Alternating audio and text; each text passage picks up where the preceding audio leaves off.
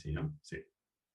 Bueno, nada, les decía que para cada clase en el EVA se deja bien explícito cuáles son las secciones del libro, cuáles son los contenidos y cuáles son las secciones del libro asociadas.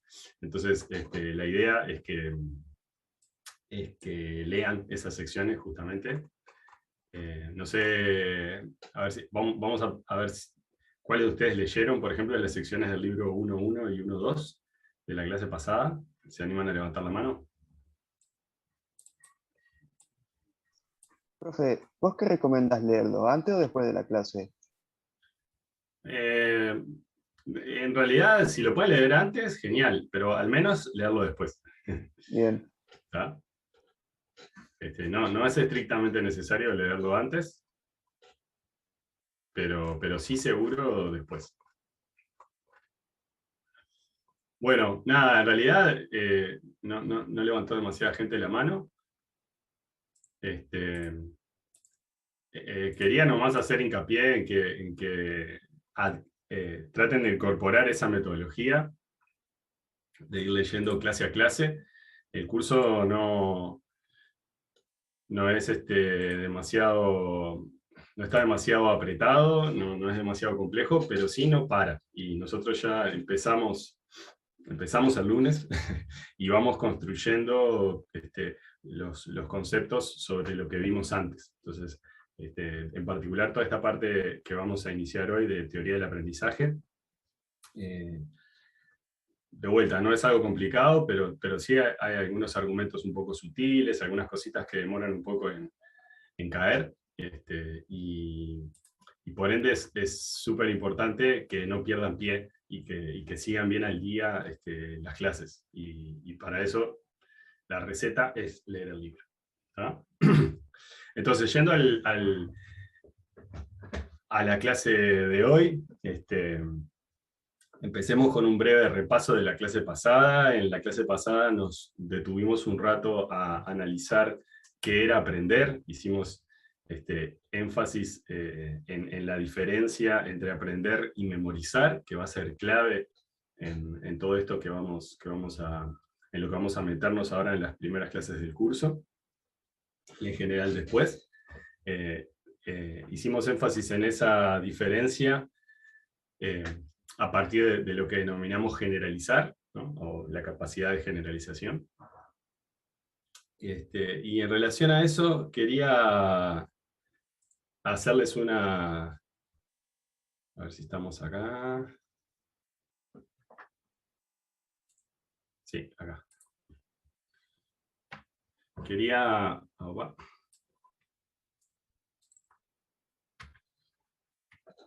recomendarles un cuento. Es una sugerencia lúdica, digamos, recreativa del curso. Van a ver que hay varias de estas sugerencias en el curso, que es el cuento Funes el Memorioso de Borges, del libro Ficciones del 44. Y justamente es una interesante metáfora respecto a estos conceptos que estamos discutiendo sobre memorizar y aprender y la capacidad de generalización. Así que está colgado ahí en la página web. Les recomiendo que no se lo pierdan.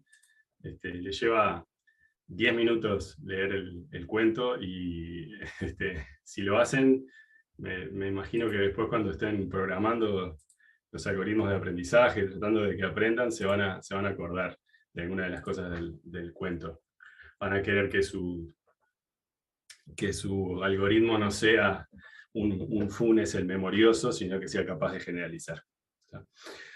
Bueno, y en la clase pasada identificamos 3 componentes esenciales en un problema de aprendizaje, que son esos 3 que están ahí a la izquierda: que exista un patrón, ¿tá? Y poníamos el ejemplo, por ejemplo, de la recomendación de películas, y decíamos que podíamos asumir que existía un patrón entre la calificación que yo le doy a una película como espectador y la calificación que le dieron otros espectadores, así como la calificación que le doy a cierta película está relacionada con la calificación que le di a otras películas que ya vi. Eso en el problema de predicción de calificación, de valoración de una película. Pero bueno, en otros ejemplos que discutimos la clase pasada, ocurría algo similar. Lo siguiente es que no es sencillo o no podemos directamente obtener una solución analítica para ese problema que estamos tratando de resolver. Es decir, más allá de que existe esa relación, no es sencillo enunciarla a modo de una ecuación, una regla, y por eso usamos aprendizaje automático. Y la tercera es que tenemos datos. Tal vez la tercera es la que es estrictamente esencial, es decir, si no tenemos datos, no podemos aprender. Sin embargo, las dos anteriores, bueno, no son estrictamente esenciales, es decir, nosotros podemos tratar de aprender en un problema en el cual no existe un patrón, simplemente que vamos a fracasar. Lo interesante, y es un poco lo que nos va a permitir la teoría que vamos a comenzar a desarrollar hoy, es que nos vamos a dar cuenta si fracasamos.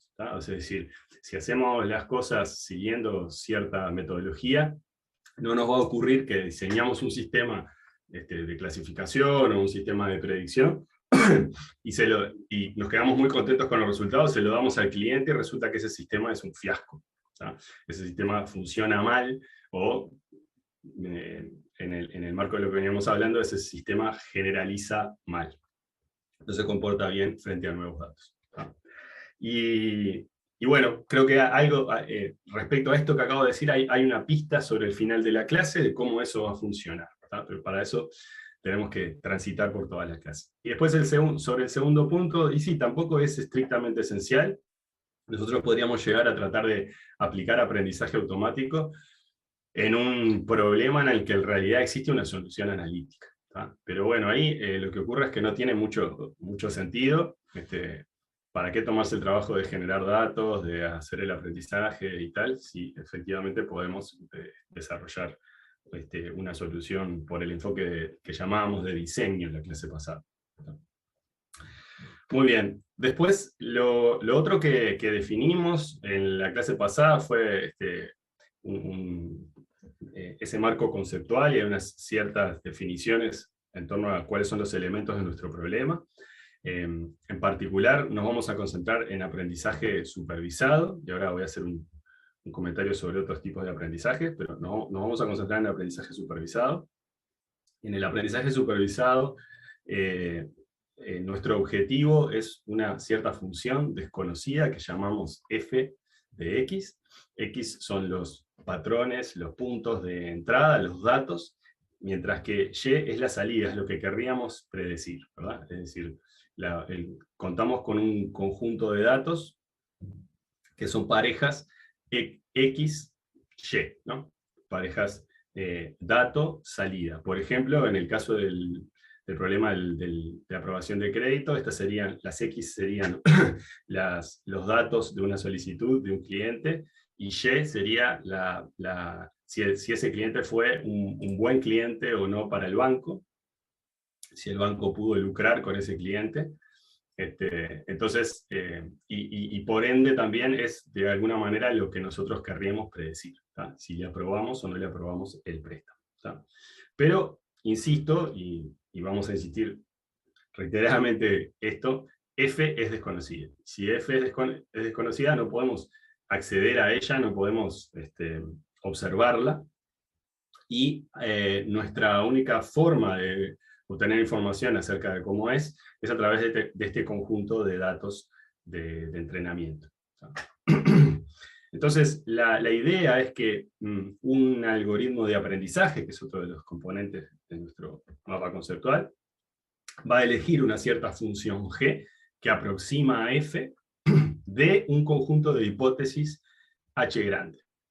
Entonces, el algoritmo va a buscar dentro de esas hipótesis, de ese conjunto de hipótesis disponibles, aquella que aproxima bien a F, y esa va a ser nuestra solución. Respecto a los tipos de aprendizaje, les voy a dejar... perdón, me equivoqué. Es acá.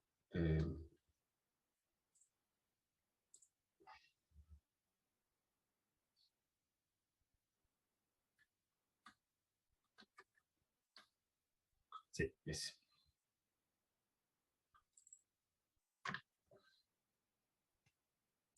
Ahora sí. Respecto a los tipos de aprendizaje, les voy a dejar planteado este ejercicio, es el ejercicio 1.6 del libro. Dice, para cada una de las siguientes tareas, identifique qué tipo de aprendizaje resulta más apropiado, supervisado, no supervisado, o por refuerzos, o como decía Fefe la otra vez, por recompensas. Y también qué datos de entrenamiento se utilizarán. Entonces, los problemas son recomendar un libro a un usuario en una librería en línea, por internet, jugar al tatetí, categorizar películas en diferentes tipos, y establecer el límite de crédito, es decir, decidir la deuda máxima permitida para cada cliente del banco. Entonces, la idea es que piensen en estos problemas y decidan si un enfoque supervisado, no supervisado, o un enfoque por refuerzos es el que resulta más apropiado, en base a lo que discutimos la clase pasada.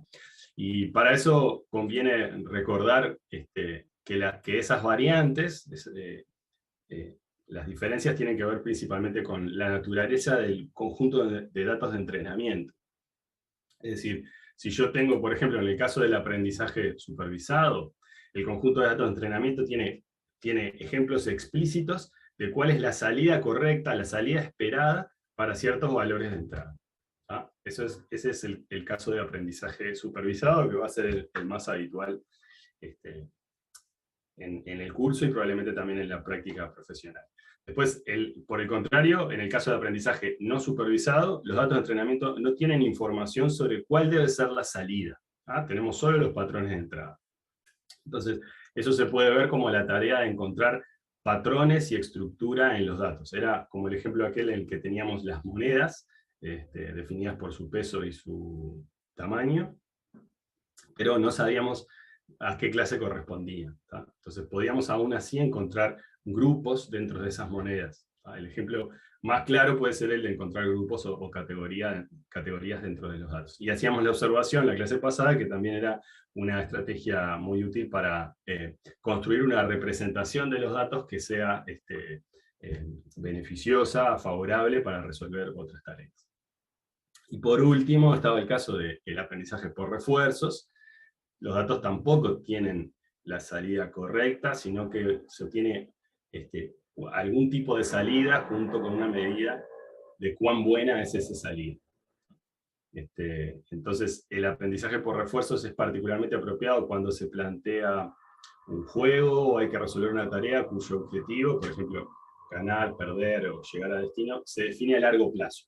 Hacemos algún comentario en relación a eso en la clase pasada. Es decir, yo recién al final del juego voy a saber si gané o perdí, y eso, ese logro tiene que ver con las acciones intermedias que tomé durante el juego.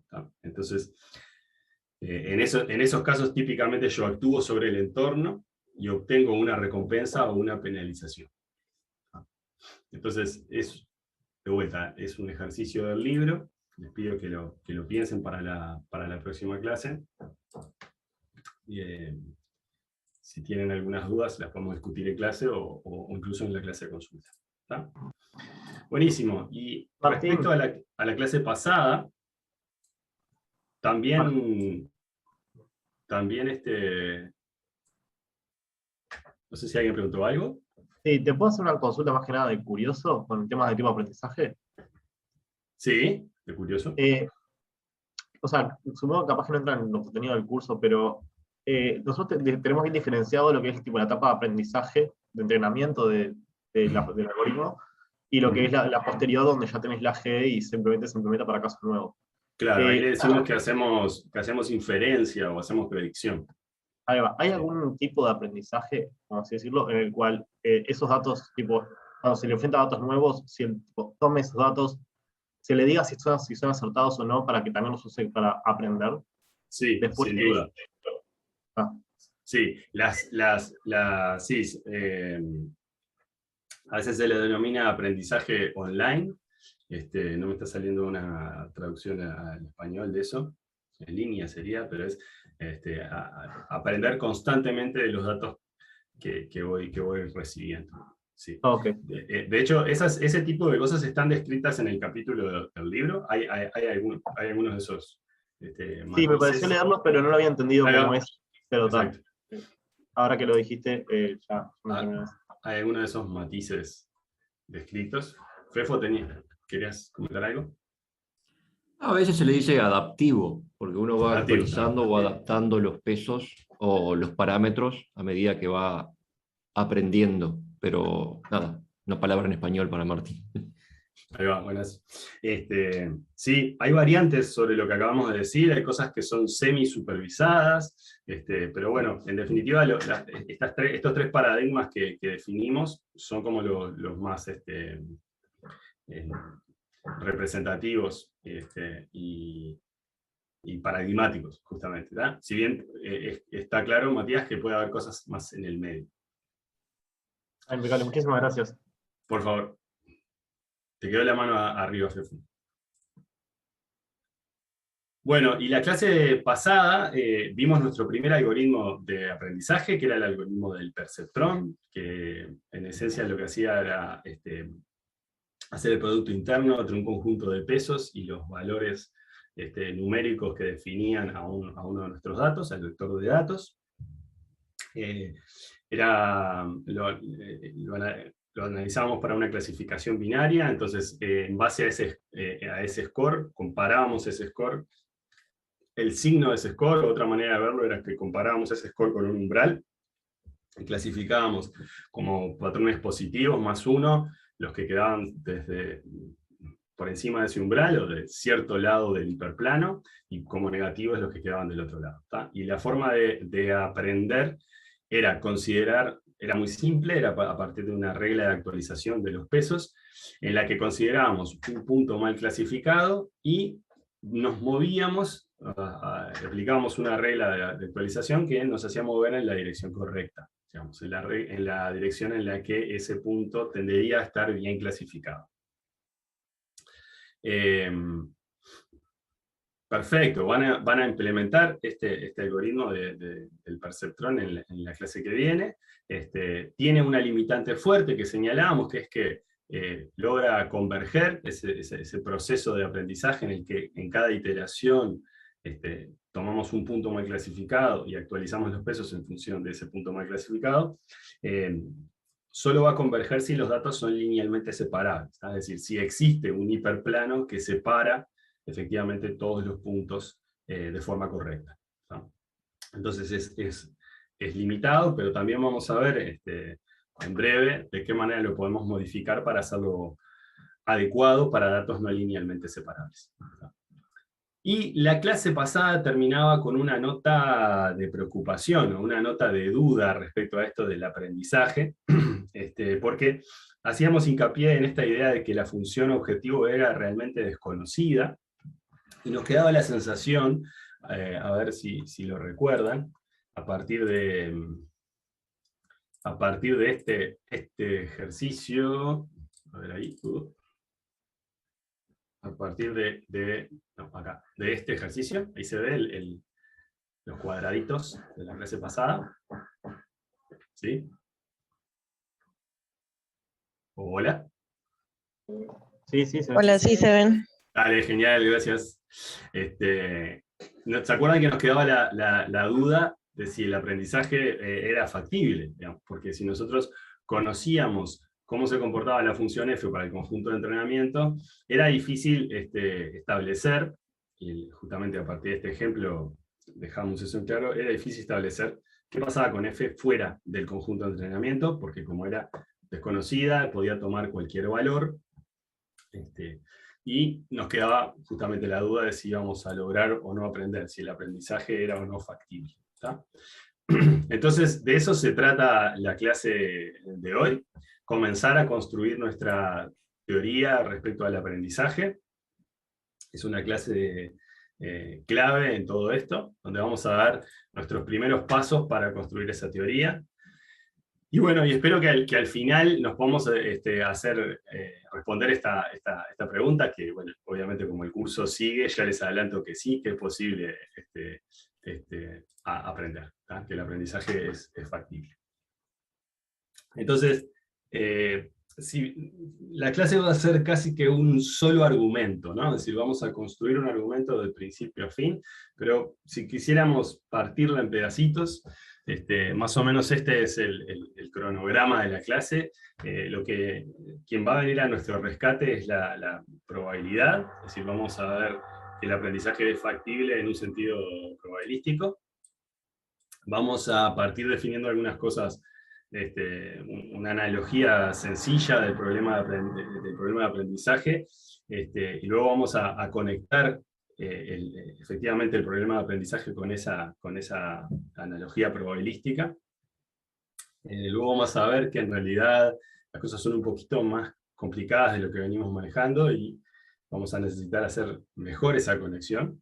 Vamos a conectar realmente con el aprendizaje y al final se nos va a plantear un dilema, pero bueno, les adelanto que vamos a salir victoriosos planteando una solución, ¿tá? Entonces, les pido que me sigan con atención, que vamos a tener pausas para controlar cómo venimos con este tema. Va a haber espacios para preguntas, así que si por alguna razón se pierden en el camino, por favor avisen. Porque nada, la idea es que juntos construyamos este argumento, ¿tá? Entonces vamos a arrancar de esta manera, con un experimento simple al que estamos todos bastante acostumbrados en nuestros cursos de probabilidad, que es el de un bolillero. Vamos a partir con ese bolillero que está ahí con bolillas rojas y verdes, y vamos a definir la proporción de bolillas rojas dentro del bolillero como mu, ¿tá? Entonces la probabilidad de sacar una bolilla roja es mu, mientras que la probabilidad de sacar una bolilla verde es 1 menos mu, es un suceso binario, digamos. Y la idea es que el valor de mu va a ser desconocido para nosotros, ¿tá? Entonces, imaginen que por practicidad del bolillero, en las representaciones que vamos a hacer del bolillero se va a ver así, transparente, es decir, vamos a ver las bolillas, el color de las bolillas que están adentro, pero imaginen que en la realidad este bolillero es opaco, nosotros no podemos ver cómo es la distribución de bolillas dentro del bolillero, y accedemos a cómo es la distribución a través de tomar una muestra, ¿no? Entonces tomamos una muestra de n bolillas, una muestra independiente.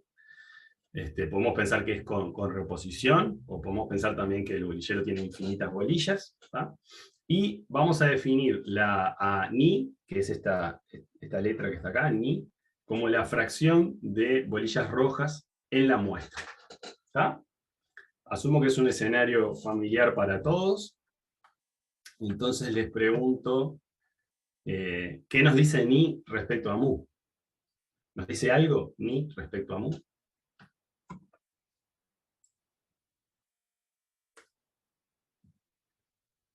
¿Y no la probabilidad? ¿No son lo mismo? ¿Son lo mismo? Ahí va, esa es la pregunta. Ni es igual a mu. O sea, si tenés una muestra suficientemente grande, podés decir que se terminan aproximando.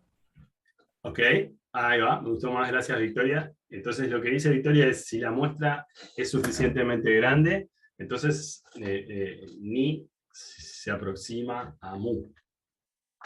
Eso. Bueno, en realidad vamos a responder la pregunta de esta manera. Uno podría decir, no, en realidad ni no dice nada acerca de mu, porque la muestra puede ser principalmente verde, ¿no? O mayoritariamente verde, mientras que el bolillero es mayoritariamente rojo. Eso puede ocurrir, ¿verdad? Sí. Sí, puede ocurrir, ¿tá? Pero la respuesta también puede ser sí, va a ser cercano a lo que dijo la compañera, es que ni, es decir, la frecuencia de rojas en la muestra, es probable que esté cercana a mu, a la frecuencia de rojas en el bolillero. Entonces, esa diferencia entre es posible que ocurra este evento, desafortunado, si queremos caracterizar mu a partir de ni, esto que acabo de escribir acá, eso es posible, pero es poco probable. ¿tá? Es decir, entonces esa diferencia entre posible y probable va a ser justamente toda la diferencia en nuestra posibilidad de declarar que el aprendizaje es factible, ¿tá? Entonces, vamos a hacer lo siguiente. Esa relación entre ni y mu se puede formalizar. Eso que dijo, recordame tu nombre, la compañera que habló hoy, Victoria, ¿puede ser? Sí, Victoria. Victoria, está genial, gracias. Lo que dijo Victoria de que en la medida de que el tamaño de la muestra sea lo suficientemente grande, entonces ni tiende a estar cerca de mu. Eso se puede formalizar. ¿Se acuerdan de qué manera? ¿Les tienen algún vago recuerdo Era por la ley de los grandes números, ¿no? Exacto. Ahí va. Ahora, ¿quién habló? Perdón, me perdí. Gastón. Gastón, gracias Gastón. Sí, exactamente. En realidad las leyes, la ley de los grandes números es en realidad una familia de leyes, de la cual vamos a elegir una, ¿tá? Que es esta que está acá, que es la desigualdad de Hoeffding.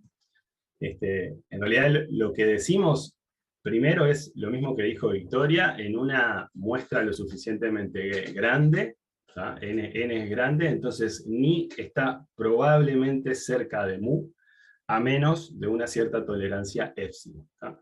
Y eso formalmente lo podemos escribir de esta forma, es decir, tenemos la probabilidad que está a la izquierda, el término de la izquierda es una probabilidad, y es la probabilidad de un suceso que llamemos negativo, ¿no? O no deseado, porque ese suceso implica que ni y mu están lejos, distan más de una cierta tolerancia epsilon, ¿tá?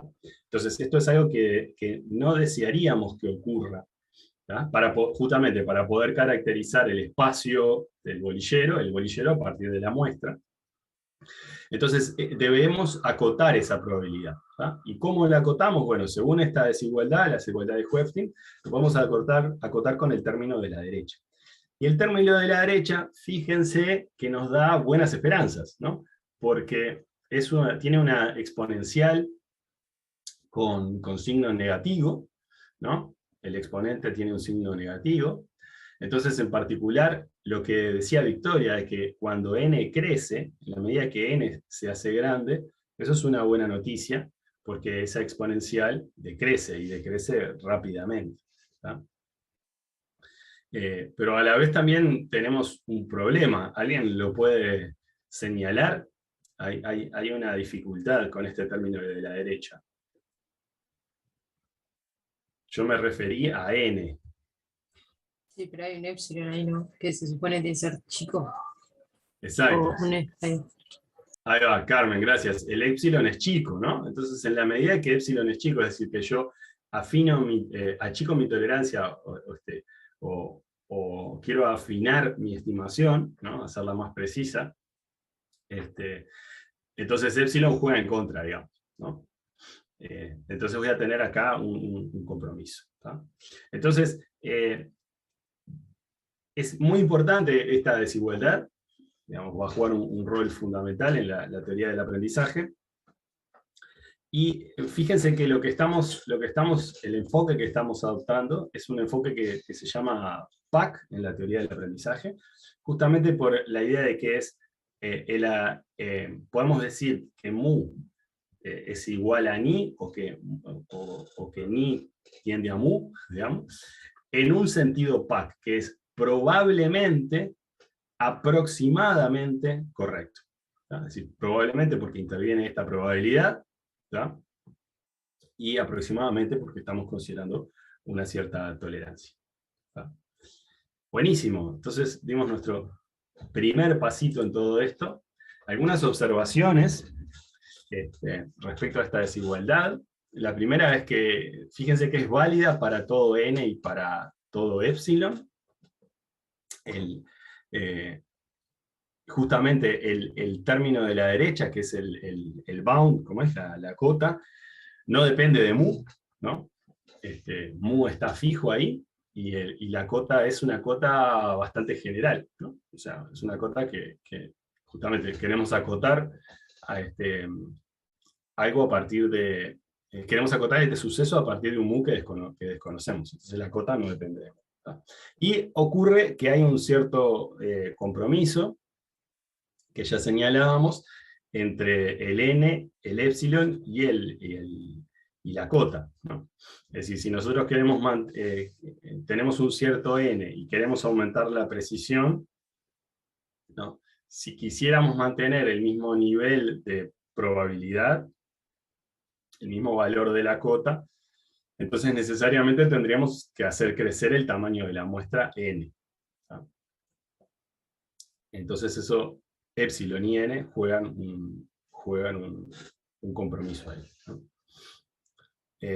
Otra observación que puede parecer trivial, pero así no lo es que nosotros decimos que ni aproxima, perdón, que mu se aproxima a ni, ¿no? Porque ni es lo que conocemos y mu es lo que desconocemos. Pero recuerden que en realidad la ley de causa-efecto es al revés, ¿no? Es decir, mu es lo que está fijo y ni es lo que puede variar en función de la muestra. Entonces es ni la que se acerca a mu, o la que pretendemos que esté lo suficientemente cerca de mu. ¿No? Todo este asunto de la probabilidad proviene justamente de tomar una muestra, ¿no? Es decir, el ingrediente de sacar una muestra es lo que nos agrega este asunto de la probabilidad, ¿no? Donde hay variabilidad es en ni, es en el valor de ni. Bueno, excelente. Entonces vamos a hacer un pequeño ejercicio.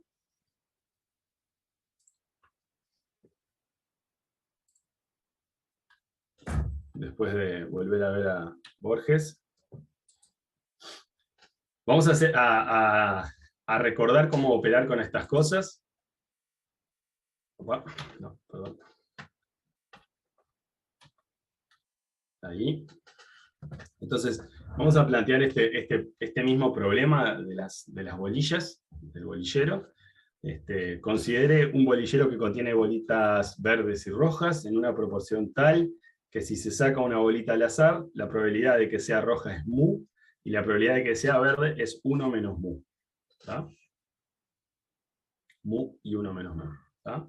Tomamos una muestra de n bolitas, independientes con reposición del bolillero, y observamos la fracción de bolitas ni rojas en la muestra. ¿Tá?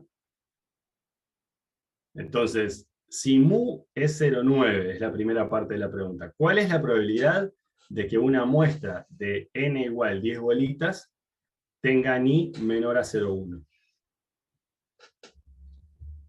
¿Sí?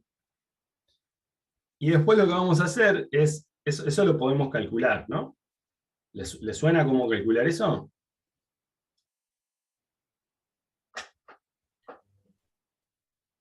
Puedes usar la fórmula anterior y puede ser uno menos, ¿no? La fórmula anterior es 1 menos. La desigualdad anterior. Ah, la desigualdad de Hoefflin. Sí. No, en realidad esto lo podemos calcular analíticamente, ¿no? Porque es un suceso binario, ¿no?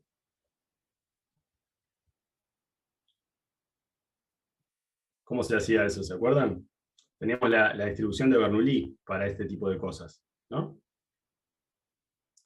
Bueno, ahora lo vemos. El asunto es, vamos a calcular analíticamente el punto 1, y luego la idea era comparar eso justamente con la desigualdad de Hoefflin. Es decir, ¿qué cota nos da la desigualdad de Hoefflin? La desigualdad no sabe de mu, ¿no? La desigualdad es una desigualdad, plantea una cota general. Entonces vamos a ver cómo se relaciona la cota con el valor específico calculado con la distribución de Bernoulli. ¿Sí? ¿Le suena esto? El punto 1 es un valor muy chico, y para calcularlo usábamos Bernoulli. ¿Le suena el curso de probabilidad estadística? Sí, pero me suena nomás, no me acuerdo cómo era. Está genial. Les doy 2 minutos para que lo piensen.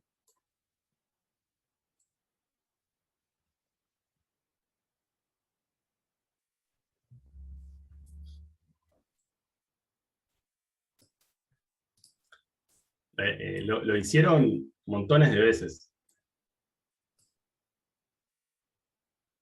Quieren caracterizar un suceso binario.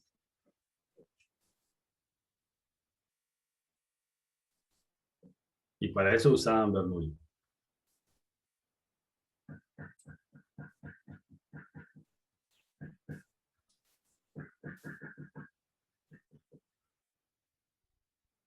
¿Fefo? Me desmuteé por error. Ta. Ok. Vamos arriba, muchachos. Ustedes pueden, ya que estamos. Ahí va. Arengando. A ver, los comentarios fueron un poco de que no se acordaban. ¿Hay alguien que se acuerde cómo se hacía esto? ¿Hay alguien en clase que lo recuerde? Yo, pero recién busqué en Google, no me acordaba. Buenísimo. ¿Y? Me acuerdo un Gastón. poco ahora, pero no. Tampoco me acuerdo muy bien cómo era que se usaba. Ok. Bueno.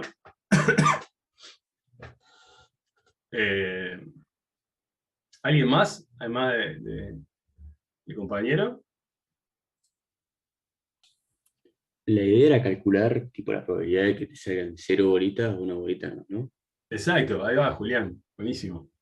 Eso, ¿no? O sea, lo que hacíamos era asumir que X sería una distribución de Bernoulli, ¿no? Con parámetros n y mu, n igual 10, ¿no? Y lo que queríamos era ni menor o igual que 0,1. Entonces, lo primero que decía el compañero, que se me fue el nombre, era...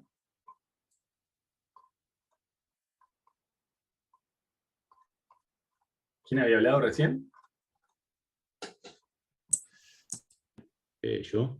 Julián, ahí va, gracias. Julián, lo primero que decía Julián era traducir ese ni menor o igual a 0,1 a una cierta cantidad de bolitas, ¿no? O sea, la probabilidad de que ni sea menor o igual que 0,1 es la probabilidad de que x sea menor o igual que 1, ¿tá? Porque es un décimo en 10 bolitas. ¿tá? Y eso no es otra cosa que la probabilidad, tenemos dos sucesos posibles para que ocurra eso, ¿no? Que la probabilidad de x sea igual a 0, es decir, no tener bolitas rojas, o la probabilidad de que x sea igual a 1, es decir, tener una bolita roja. ¿Tá? Entonces lo que hacíamos era usar la distribución de Bernoulli, que es esa expresión que tenemos ahí. ¿no? Asumo que ahora que la ven escrita, les resulta familiar. ¿Sí? Sí, Genial. Gracias, Juan Pablo. Es re difícil sin verles las caras. Saber si uno está diciendo tonterías acá frente a la cámara o no. Muy bien, entonces, usando Bernoulli pueden calcular P de X igual 0, ¿tá? Y le vamos a dar eso que está ahí, por favor verifíquenlo. Y P de X igual 1, que le va a dar eso que está ahí. Por ende la suma, perdón, va a ser esa, ¿no?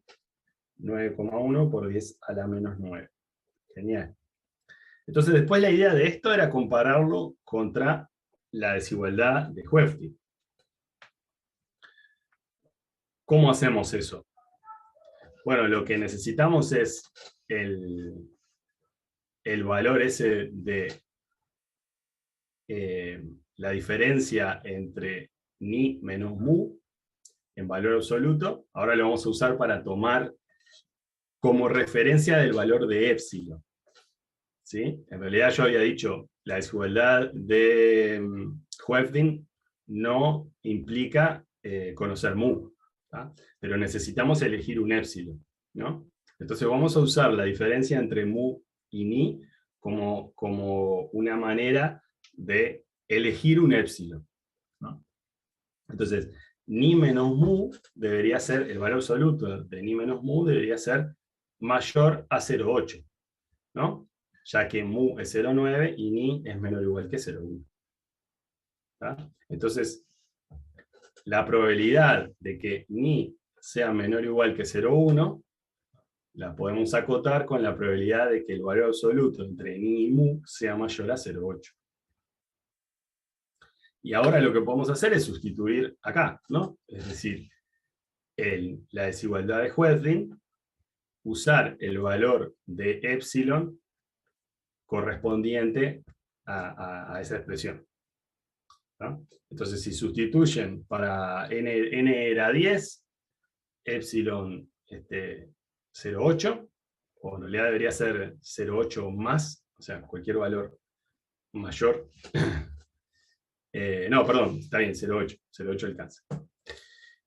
Entonces, sustituyendo eso, nos da ese valor de aproximadamente 5,5 por 10 a la menos 6. ¿Qué pueden decir respecto, qué pueden decir de la cota respecto al valor calculado antes? Es mucho más grande. ¿Es efectivamente una cota? Sí, queda dentro del rango el valor, ¿no? Sí, es una cota, ¿no? Pero, como decía Matías, es mucho más grande. Y está bien, es bastante más grande, es órdenes de magnitud más grande, pero recuerden que es una cota general. Y nosotros acá estamos calculando el valor específico conociendo mu. ¿Está? Buenísimo. ¿Alguna duda o comentario de esta parte?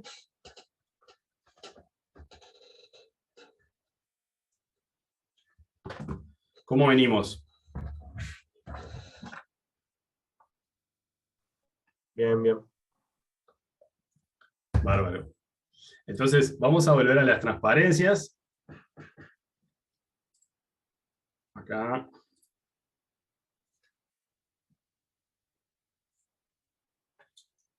Planteamos nuestro ejercicio con el bolillero.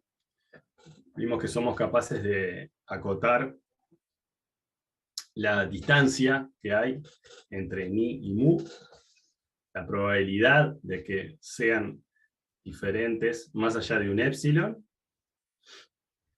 Podemos acotar esa probabilidad. Entonces la idea ahora es justamente vincular esto con el problema de aprendizaje. De alguna manera hay elementos acá que que parecen bastante cercanos, o que por lo pronto podríamos relacionar con cuestiones, con algunas cuestiones de nuestro mapa conceptual, ¿no? Es decir, nosotros, ¿quién es desconocido en este escenario? ¿A quién no conocemos en este escenario del bolillero? ¿El mu? A mu. Muy bien. ¿Y a quién no conocemos en el problema de aprendizaje?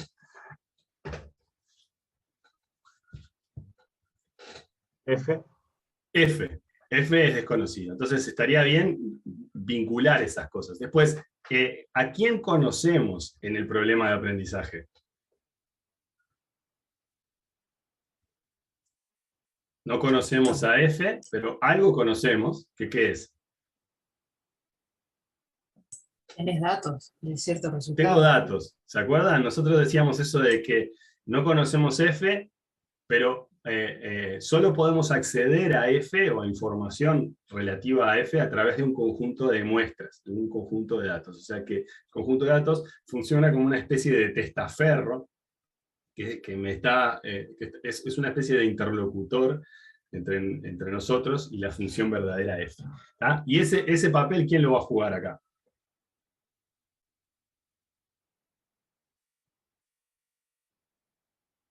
Los datos. ¿Quiénes son los Muy datos? ¿Perdón?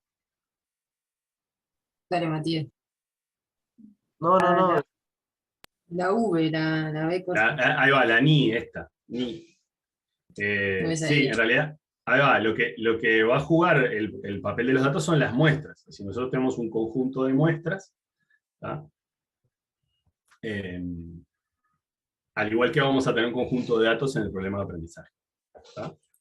Buenísimo. Entonces, en este slide resume esas cosas, ¿tá?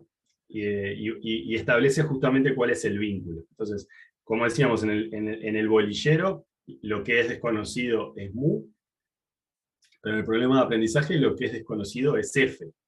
¿Tá? Es la función que mapea el espacio X en el codominio Y. ¿Tá? Entonces, fíjense lo que podemos hacer. Podemos considerar que en realidad todas las bolitas son al inicio grises, ¿tá? No están pintadas de verde o de rojo, y vamos a pintarlas de esta manera. Si nosotros tenemos una cierta hipótesis H, que es nuestro candidato a suplir a F, ¿verdad? Entonces, ese candidato a suplir a F, nosotros podemos evaluarlo sobre los puntos, sobre cualquier punto del dominio, ¿no? Del dominio X. Entonces, la idea sería que la bolita es verde si h de x es igual a f de x, es decir, si nuestra función candidata aproxima correctamente a f para ese punto. ¿Va? Y por el contrario, va a ser roja si ocurre lo contrario, es decir, si h de x es diferente a f de x. Es decir, si no estamos aproximando bien a, a ese dato, ¿tá? a la función f para ese dato. ¿Se entiende entonces cuál es la conexión?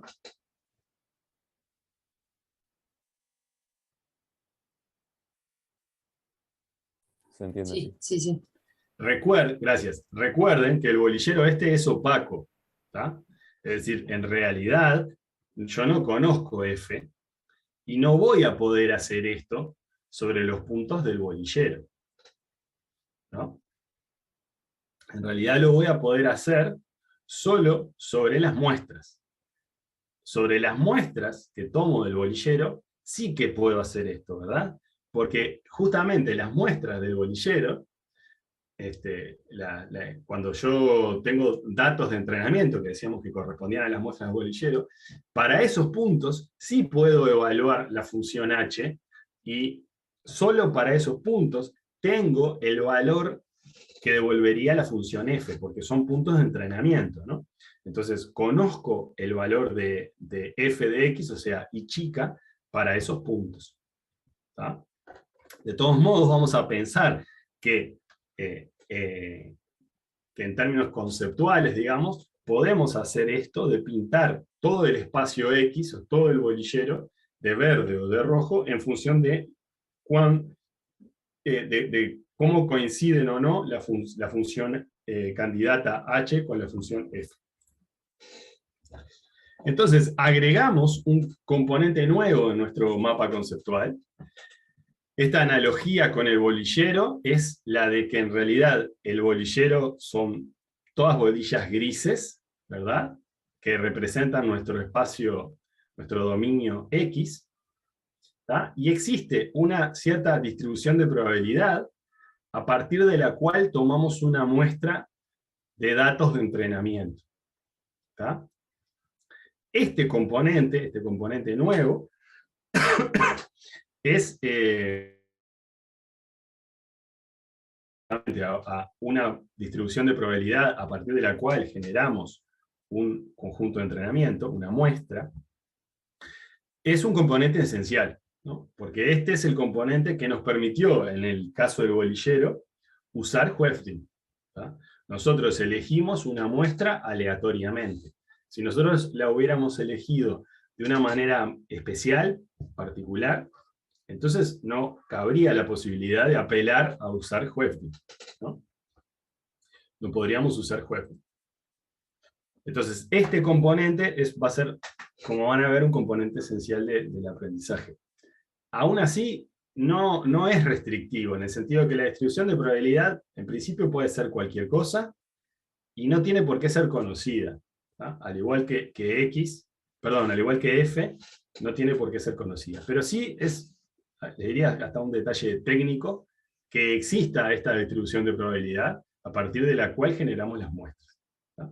Y van a ver, bastante más adelante en el curso, que justamente es importante tener en cuenta que existe esta distribución de probabilidad en varios escenarios prácticos. ¿Está? Buenísimo. ¿Cómo venimos hasta ahí? ¿Se entendió este vínculo con el problema de aprendizaje? Sí, sí, sí. Venimos siguiendo los argumentos. ¿Sí? Genial. Bueno, entonces, el asunto es, bien, nos acercamos, vinculamos el bolillero con el problema de aprendizaje. ¿Con esto terminamos? Y la realidad, lamentablemente, es que no terminamos, por una sencilla razón, a ver si se entiende. En esta analogía que acabo de hacer, H está fijo. ¿Tá? Es decir, yo tengo un cierto candidato, una cierta hipótesis H, candidato a suplir a F, ¿tá? Y lo que hice básicamente es, a partir de la muestra, verificar, ¿sí?, la bondad o verificar cómo se comporta respecto a F. ¿Tá? Verifiqué si H aproxima bien a F o no a partir de la muestra. Si se cumple Hoeffding, es decir, dado un cierto tamaño de muestra, un cierto epsilon, yo puedo acotar la distancia que existe entre lo que observo en la muestra y lo que debería observar en el espacio real o en el bolillero, ¿verdad? Pero el problema es que no estoy siendo capaz de cambiar F. ¿De dónde salió esa F? ¿No? Esa F, no sé, se me ocurrió, imagínense en el caso de los préstamos, de la aprobación de préstamos, yo dije, es muy importante el sueldo de la persona, porque eso me da garantías de pago. Entonces el W para esa dimensión, la del sueldo, tiene que ser positivo y grande. Pero si tiene una deuda muy grande, no, eso adquiere un peso negativo. ¿Tá? Y de alguna manera improvisé una función H. Una vez que tengo esa función H, lo que puedo hacer es verificarla con este procedimiento. Tomo una muestra, o sea, tomo los datos de entrenamiento, verifico qué tal se comporta esa función H sobre los datos de entrenamiento, y basándome en Hoeffding me permite hacer el vínculo entre lo que observo en la muestra y lo que debería observar luego en la vida real, digamos, en el espacio original. Entonces lo que le puedo decir a la gente del banco es, mirá, tengo esta función H, tomá, y le puedo decir, bueno, si tuve mucha suerte, le puedo decir, mirá, va a funcionar bien en el espacio original, porque en la muestra está funcionando adecuadamente, ¿tá? Basándome en Hoeffding. Pero las chances de que yo obtenga así, que se me ocurra de la nada, una función H que sea útil, son muy bajas, ¿no? La idea del aprendizaje no es esa. La idea en el aprendizaje sería poder variar H. ¿Tá? Probar este mismo procedimiento cambiando H. ¿Tá? Este es el escenario en realidad del aprendizaje, en el que en realidad tenemos múltiples bolilleros. ¿Tá? El bolillero es en realidad el mismo, las bolitas grises son siempre las mismas, pero fíjense por qué me refiero a que hay muchos bolilleros. Básicamente la idea es que yo, dada una hipótesis, H1, ¿tá? Imaginemos que tenemos un conjunto finito de hipótesis de H1 a Hn. Me gustaría probarlas todas y elegir la mejor. Eso sí se parece más a lo que venimos describiendo como problema de aprendizaje, ¿no? Buscar en el conjunto de hipótesis H grande aquella que mejor se comporta, que mejor aproxima a F. ¿Tá? Entonces, fíjense que yo, para la función H1, ¿tá?, tomo una muestra y evalúo esa hipótesis H1 sobre la muestra, y obtengo una cierta proporción de bolillas rojas y una cierta proporción de bolillas verdes, ¿tá?, que de alguna manera reflejan lo que ocurre dentro del bolillero acá, ¿verdad? Es decir, tengo aproximadamente lo que estoy viendo en la muestra, se corresponde bastante bien con lo que debería haber en el bolillero. ¿Tá? Después puedo probar con otra hipótesis H2, en la que en realidad tengo más bolillas verdes en la muestra. Eso es favorable, ¿verdad? Quiere decir que estoy aproximando mejor a F. Y eso también tiene su correspondencia en el bolillero. Tengo más bolillas verdes en el bolillero. ¿Tá? Imagínense que pruebo con todas. Acá tengo la emésima. ¿Tá? Y elijo la más adecuada. En este caso, parecería ser que, por lo menos con respecto a H1 y HM, la H2 es más adecuada. ¿Se entiende? ¿Se entiende? Perfecto. Ese sería el proceso para elegir H.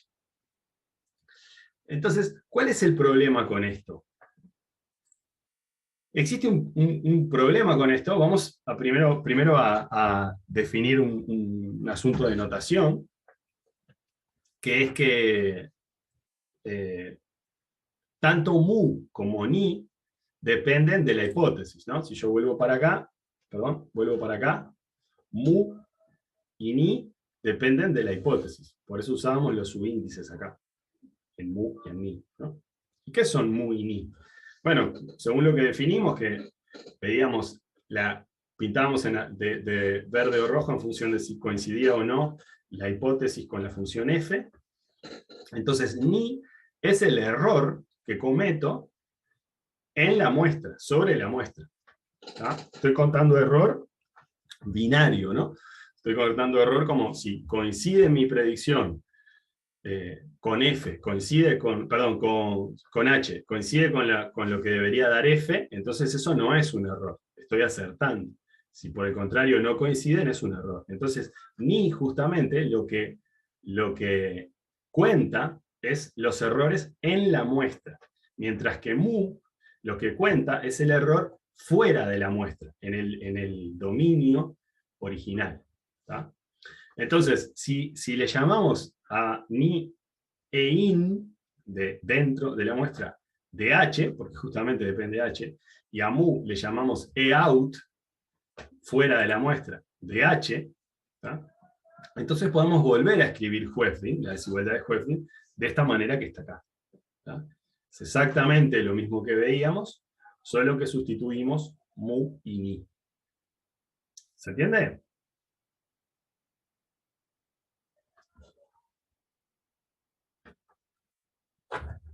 ¿Sí? Sí, se entiende.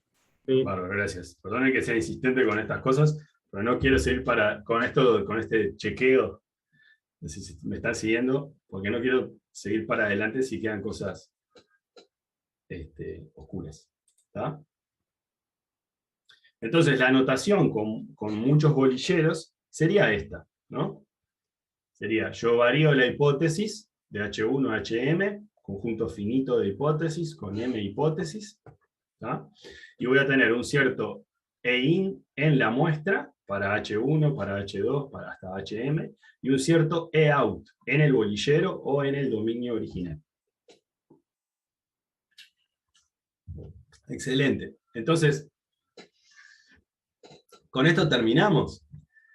Ya está, con lo de ahora tenemos múltiples bolilleros y tal. Y no, en realidad, tengan un poquito más de paciencia porque no terminamos. Y el problema es que Hoeffding no se aplica en este escenario de los múltiples bolilleros. ¿Tá? Y ustedes me dirán, pero hicimos todo este esfuerzo y todavía no nos sirve Hoeffding, ¿no? En realidad van a ver que con algunas modificaciones vamos a poder aplicar Hoeffding, ¿tá? Pero no se aplica tal cual, ¿tá? Vamos a tener que modificar esa desigualdad de Hoeffding para poder aplicar. Pero lo primero que me interesa es que entendamos por qué no se aplica Hoeffding, ¿tá? Y para eso conviene hacer un ejercicio. Vamos a retomar estas transparencias. ¿Tá? Y la idea es hacer este ejercicio, que de vuelta es un ejercicio básico de probabilidad, ¿tá? Pero que nos va a dar una idea de qué pasa con Hoeffding. Y la idea es la siguiente. La parte 1 dice, si lanzamos una moneda justa, ¿no? Una moneda justa, de verdad, 10 veces, ¿cuál es la probabilidad de obtener 10 veces cara? Los escucho. A ver, ¿quién me puede decir eso? Entonces sería 1 medio a la 10, ¿no? Sí, lo podemos hacer así, podemos plantearlo también con Bernoulli, ¿no? Es la probabilidad de no obtener, ¿cómo es? 10 veces cara sería la probabilidad de no obtener número, ¿no? Entonces es como P de X igual 0, ¿no? Que es 0,5 a la 10. ¿Tá? Si plantean Bernoulli les va a quedar eso. O como dijo el compañero, ¿no? Entonces eso es 0,001. Es una probabilidad baja, ¿verdad? 10 veces cara es una probabilidad baja, tirando una moneda. ¿Tá? Pero ahora la pregunta es, si lanzamos 1000 monedas, ¿tá? Independientes, tomamos 1000 monedas, las lanzamos cada una de ellas 10 veces. ¿Cuál es la posibilidad de que para alguna moneda, alguna de esas 1000, se obtengan 10 veces cara?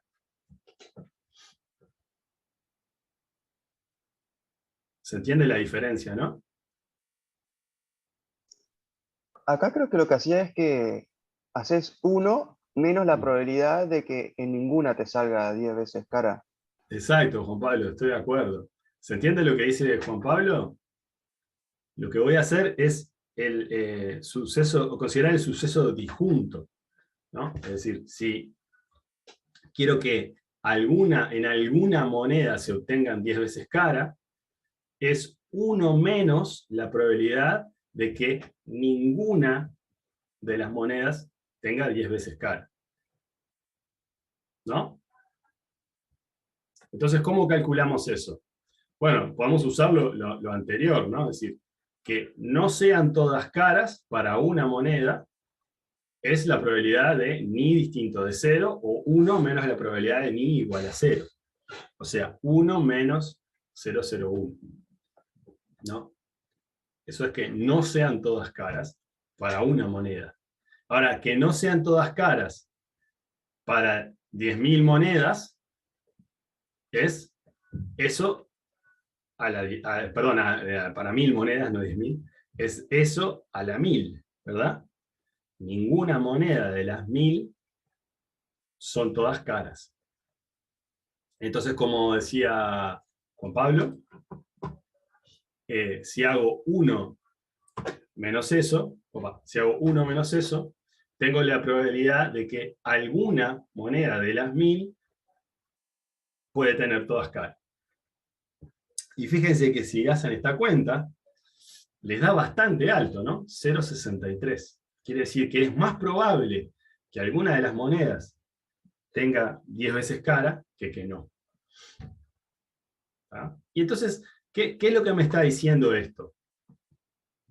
Lo que me está diciendo es que si un suceso que es poco probable, si yo repito muchas veces, intento lo suficiente, ¿no? Si intento suficientes veces, entonces ese suceso se convierte en probable.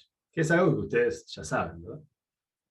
Solo estamos recordando esa idea, ¿no? Es decir, si yo juego a la lotería, la probabilidad de que yo gane es baja, ¿verdad? Pero la probabilidad de que si todos jugamos a la lotería ganemos, o si todos los montevideanos o si todos los del Uruguay jugamos a la lotería, es alta. ¿Tá? Entonces, ¿cómo se vincula esto con lo que veníamos discutiendo? El vínculo es bastante directo.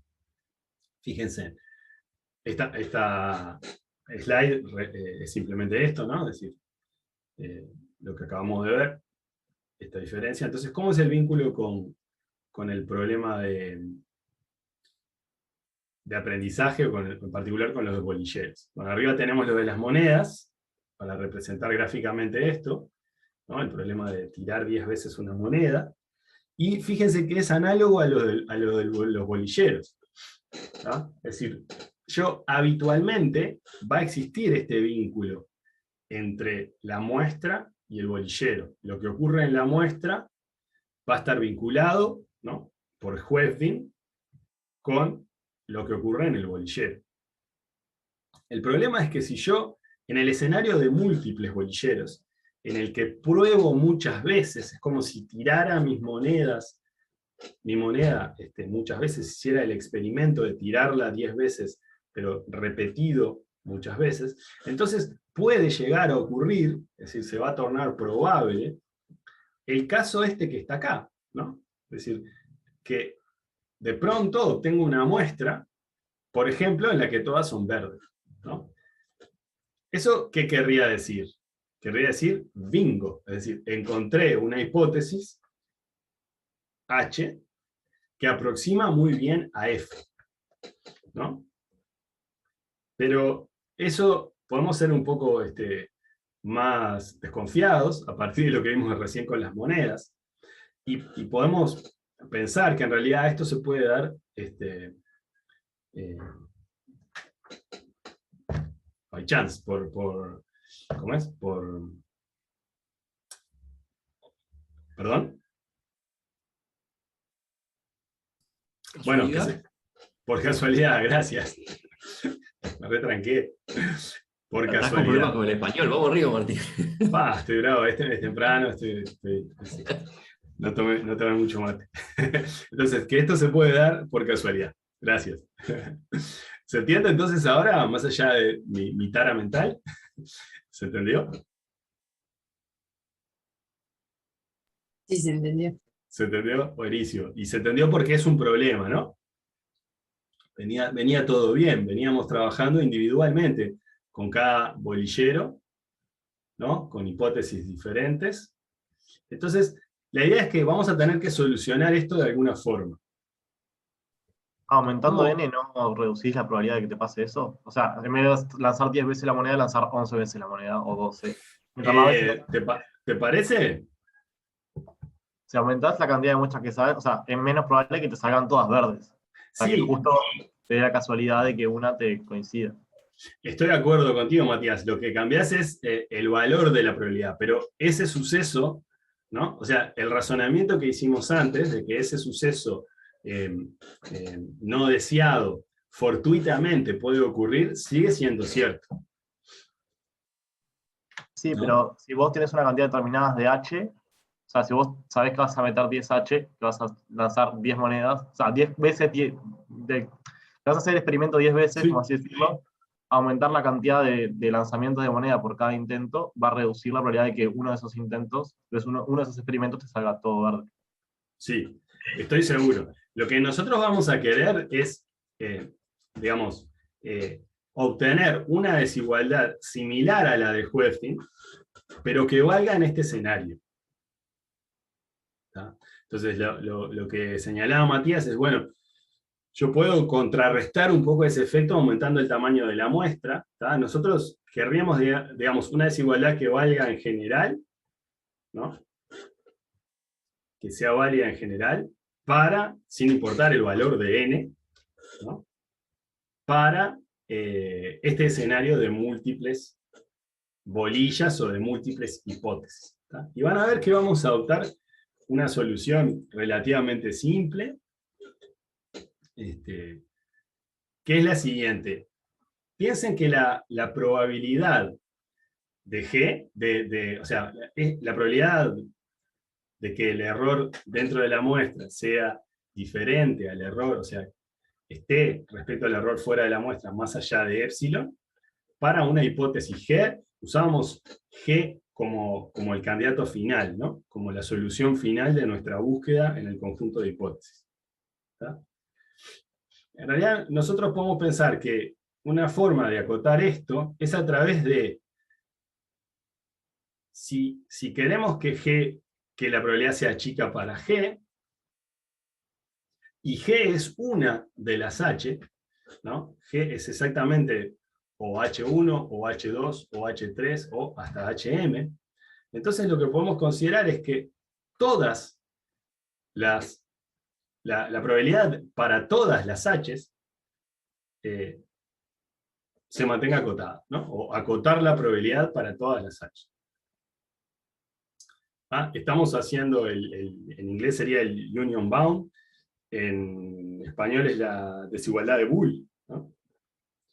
Es decir, estamos considerando una cota muy laxa, porque estamos considerando la cota en la que se cumple esa cota para todas y cada una de las H del conjunto de hipótesis. ¿Tá? Estamos de acuerdo que es una cota laxa, pero bueno, es una cota a la vez simple de plantear, y que nos va a significar un avance en esto de declarar la factibilidad del aprendizaje. ¿Tá? Entonces, fíjense que el lado derecho de esta transparencia representa eso, es decir, que podemos acotar la probabilidad de este suceso, el suceso negativo, respecto a la hipótesis G, con la probabilidad de el mismo suceso para H1, o para H2, o para H3, hasta HM. ¿Tá? Entonces, en realidad lo podemos plantear de esta manera, ¿no? Es menor o igual que la sumatoria de las probabilidades de estos sucesos para cada una de las hipótesis, de H1 a HM grande. ¿Tá? ¿Y qué ganamos con eso? A ver si a alguien se le ocurre qué ganamos con eso, con considerar la sumatoria de lo que ocurre con cada una de las hipótesis. Cada una de esas últimas, cada uno de los términos de la sumatoria cumple la ley de Hofstadter. Exacto. Muy bien, Matías. Cada una de estos términos de la sumatoria cumple la desigualdad de Hofstadter, ¿no? Entonces está bárbaro, porque lo que hacemos, como decía Matías, es este término, la probabilidad de que el error dentro de la muestra respecto al error fuera de la muestra para la hipótesis emésima sea mayor que epsilon, esto lo podemos acotar con Hofstadter, con la cota de Hofstadter, ¿no? Entonces, la sumatoria esta, de 1 a m, no es otra cosa que m veces este término. ¿Está bien? Entonces, la desigualdad de Hofstadter modificada es la que está escrita acá abajo, ¿no? Que respecto a la original, lo único que agrega es un factor de m grande. Muy bien, llegamos. ¿Qué es m? Ahora vamos a analizar un poquito qué es esto que está acá.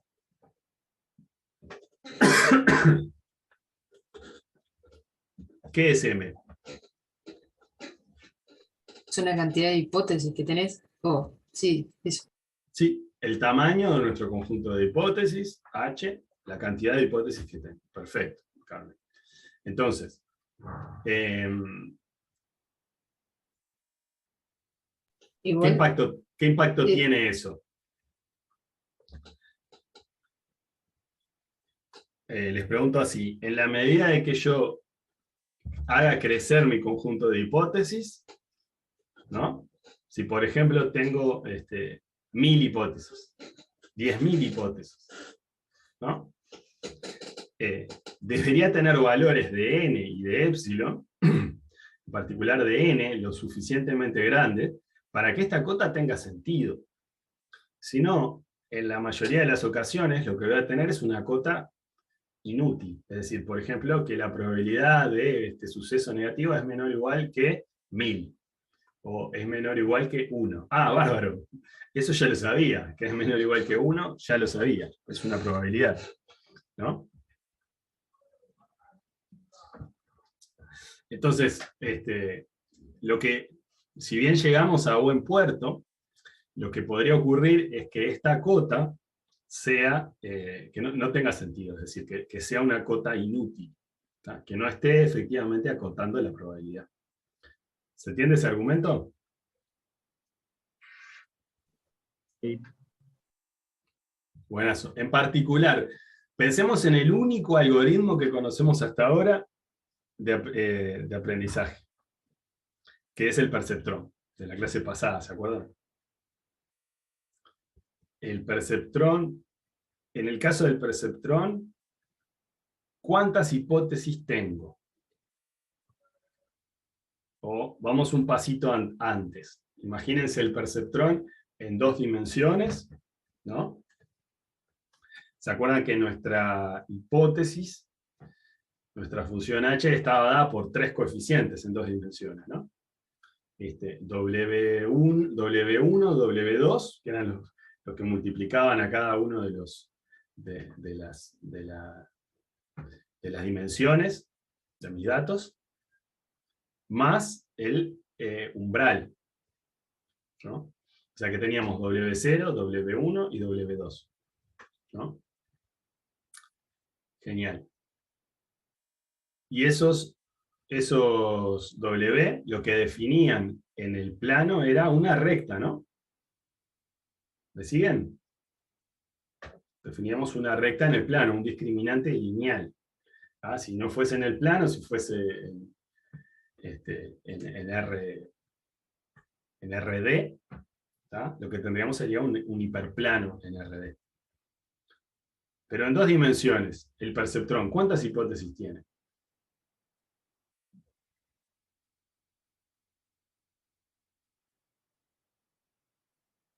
¿Cuánto ¿No es tiene M? más una? Tipo D siendo las dimensiones y más uno del umbral. No, a ver, ¿por qué? No sé si entendí la pregunta. Me preguntaste en varias dimensiones cuántos parámetros tiene. No, yo pregunto, o sea, sí, les pregunto en general cuántas hipótesis tiene un perceptrón, ¿tá? Pero para facilitar un poco el razonamiento, a pesar de que no cambia demasiado, lo estoy planteando en 2 dimensiones, ¿no? Para ver que las hipótesis son rectas en 2 dimensiones. Entonces, ¿cuántas hipótesis tiene el conjunto de búsqueda, el H, en un perceptrón? Puede tener infinitas, ¿no? Exacto, Juan Pablo. Tengo infinitas. Porque son justamente infinitas rectas. Yo puedo variar de forma continua los coeficientes W1, W0, W1 y W2 y generar infinitas rectas en el plano. O sea que M, lamento decirles que M, en el caso de el único algoritmo de aprendizaje que conocemos, es infinito. ¿Tá? Entonces, ahí sí que está claro que esta cota parece inútil, ¿no? ¿Sí? ¿Se entendió eso?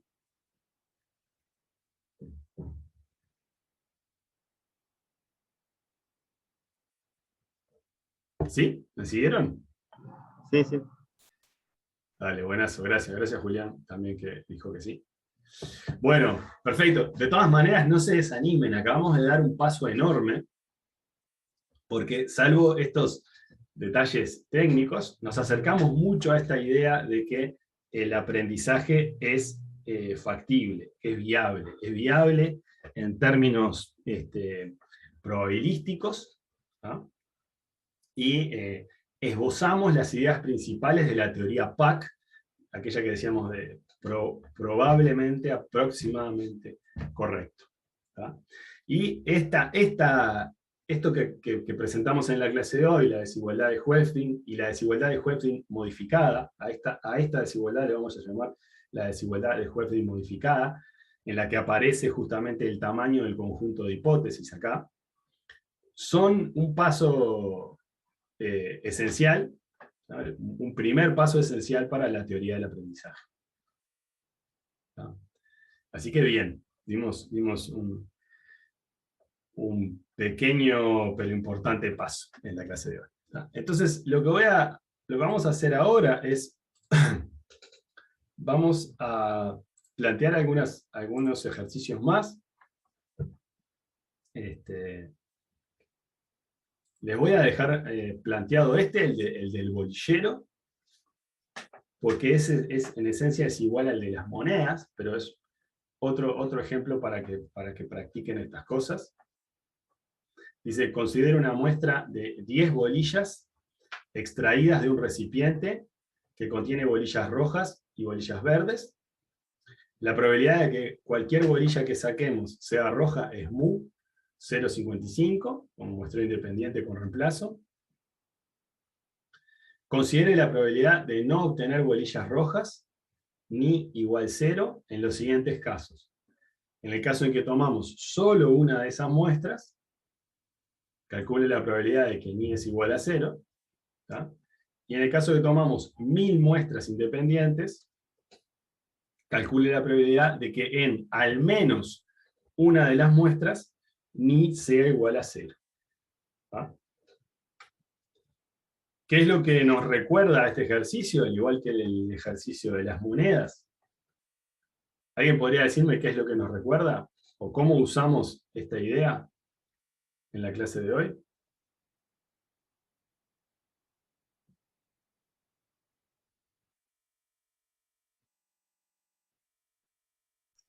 Y va a ser algo medio parecido en el 2, ¿no? Vamos a hacer el uno menos, ¿viste? Ese. Sí, acá, pero ¿qué sacábamos en limpio de esto? ¿No? Lo mismo que sacábamos en limpio cuando hacíamos el ejercicio de tirar, del ejemplo de tirar 10 veces una moneda, pero repetirlo 1000 veces. ¿Qué es lo que ocurría? Que la probabilidad pasa de ser muy chica a muy grande. Exacto. ¿Tá? Y por ende, el correlato en el problema de aprendizaje era que al variar H, ¿no? Al probar con muchas H diferentes, entonces deja de valer Huefting, ¿verdad? Y esa fue la motivación para justamente modificar la desigualdad de Huefting y hacerla válida en un contexto más amplio, con una cota también más laxa. ¿Tá? Buenísimo. Y lo que les voy a plantear ahora es este ejercicio. También con la desigualdad de Huefting y con monedas. Estamos con o bolillas o monedas hoy. ¿Tá?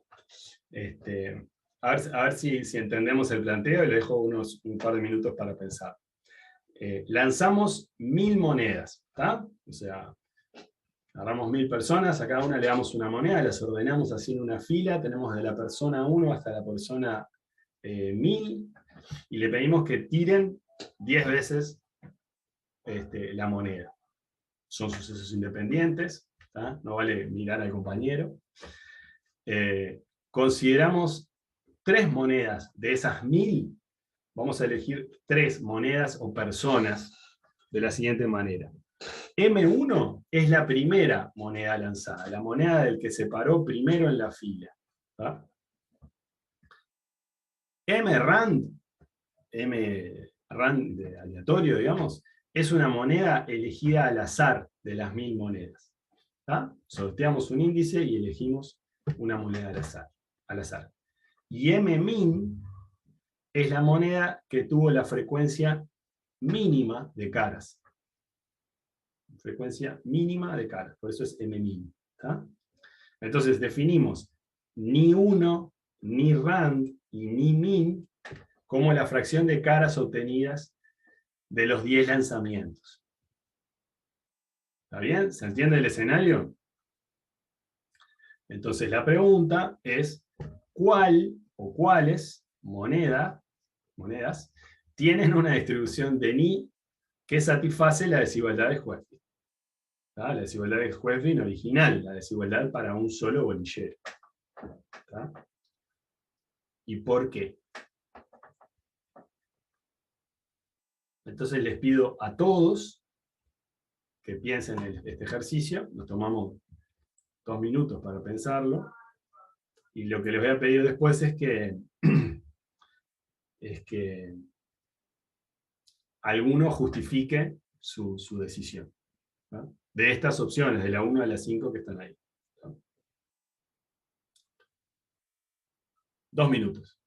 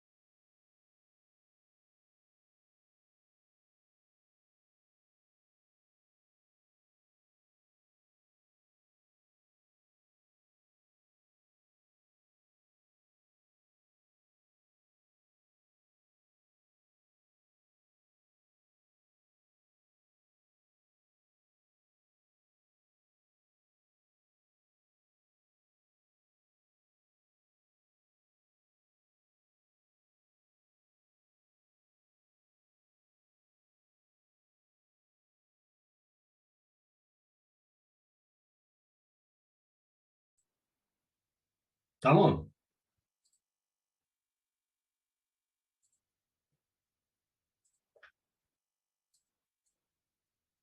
Voy a alargar una consulta para que todos voten. Supongo que ya lo pensaron. Entonces ahí deberían poder estar votando por cada una de esas opciones.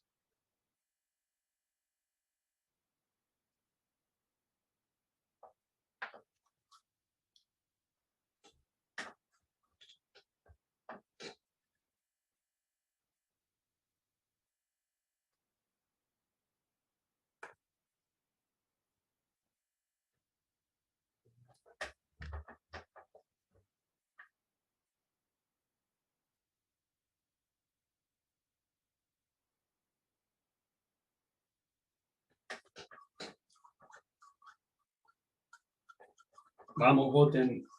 No hace falta nada. Cédula, credencial, no hay que estar vacunado.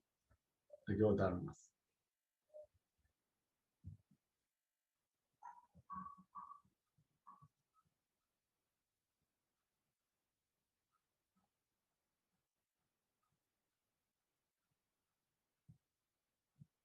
Bien.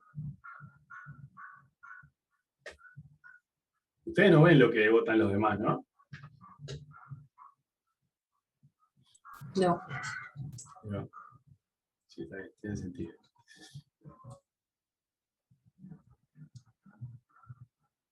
Bueno, faltan bastante gente que votar. ¿Se entendió ¿Se entendió el planteo? ¿A alguien le quedaron dudas respecto a la pregunta?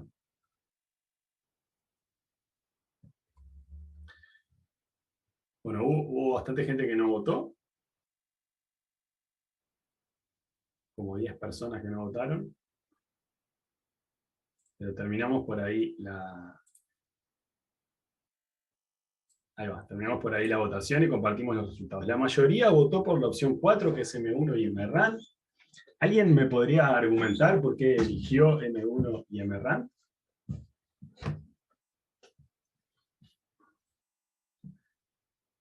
¿Alguno de los 17 que votaron por esa opción? ¿O al votar tiraron una moneda? Así, o sea, con seguridad no, pero Dale, pero vamos arriba, te escucho, Julián.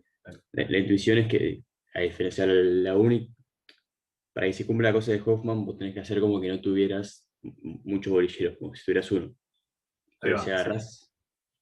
Exacto, o sea, Hueftin se cumple para un bolillero, ¿no? Para uno de esos experimentos, para uno de esos experimentos con el bolillero o con las monedas, como en este caso.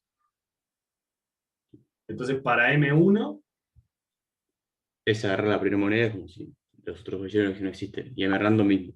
Con M1000 te pasa que ya tenés información de qué pasó con los otros. Entonces es como que lo tuvieras exacto. directamente. Exacto. M1000, este ejercicio vuelve a insistir sobre la misma idea. Estoy pesado hoy con esto, pero es que si yo elijo el bolillero o elijo la moneda a partir de aquella que me da la mínima fracción de caras, o dicho de otra manera, pensando en el escenario del aprendizaje, es la moneda que me da, perdón, la hipótesis que me da, que aproxima mejor a la función objetivo en el conjunto de entrenamiento. Si hago eso, entonces no se cumple Huefting. Y por eso nos tomamos el trabajo de modificar Huefting y plantear esa versión modificada. Y nos va a dar un poco más de trabajo esto de Huefting, porque como señalábamos al final, la cota que obtenemos no es del todo satisfactoria, es demasiado laxa. Entonces, nada, no nos quedamos del todo conformes con eso. Entonces, vamos a terminar ahora con algunas reflexiones. Hicimos todo el trabajo de apelar a un argumento probabilístico para responder a la pregunta de si era factible o no el aprendizaje. Bueno, para eso usamos la analogía de las bolillas, del bolillero. Vimos que teníamos una forma de vincular lo que estaba pasando en la muestra con lo que pasaba dentro del bolillero, ¿verdad? Si nosotros tenemos certeza de que hay ese vínculo lo establecíamos a través de la desigualdad de Hoeffding, es importante porque mirando la muestra podemos decir algo acerca del bolillero. Después lo que hicimos fue generalizar eso o encontrar el vínculo de eso, del escenario del bolillero, con el de aprendizaje. Entonces decíamos, está bien, la función f, nuestra función objetivo, es desconocida, ¿tá? Pero si nosotros conocemos lo que ocurre con nuestra hipótesis, ¿tá? La hipótesis H en la muestra, o sea, si somos capaces de evaluar la hipótesis H en la muestra, y a la vez existe un vínculo entre lo que ocurre en la muestra respecto a lo que ocurre en el espacio original, entonces tenemos ciertas esperanzas de aprender, es factible el aprendizaje, porque podemos variar H, ¿no? Podemos cambiar la hipótesis, ¿sí? Ir buscando seleccionar entonces la hipótesis que nos da el mejor desempeño sobre nuestra muestra, sobre el conjunto de datos de entrenamiento, ¿tá? Y mejor desempeño es la hipótesis que aproxima mejor a F en el conjunto de entrenamiento. Y si podemos asegurar un vínculo entre lo que pasa en la muestra, lo que pasa en el conjunto de entrenamiento, y lo que pasa fuera del conjunto de entrenamiento, entonces está buenísimo, tenemos ciertas garantías. Podemos decirle a nuestro cliente, mirá, tomá, acá tenés una hipótesis que yo sé que va a funcionar como la estoy viendo funcionar en el conjunto de entrenamiento. ¿Sí? ¿Están de acuerdo con ese resumen que hago de lo que vimos hoy? ¿Hay alguna duda ahí?